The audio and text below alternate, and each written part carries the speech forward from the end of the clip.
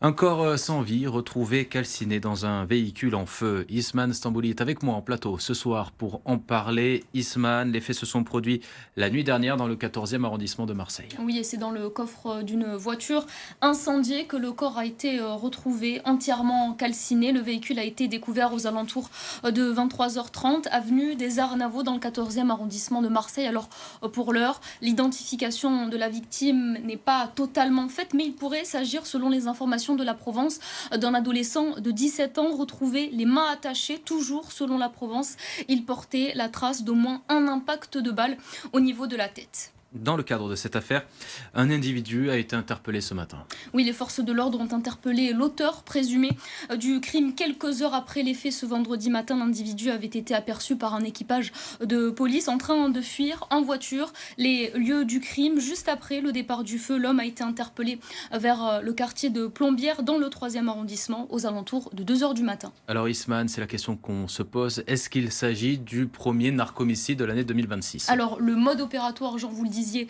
laisse penser à un assassinat sur fond de narcotrafic, puisque la méthode dite du barbecue est souvent utilisée par les narcotrafiquants.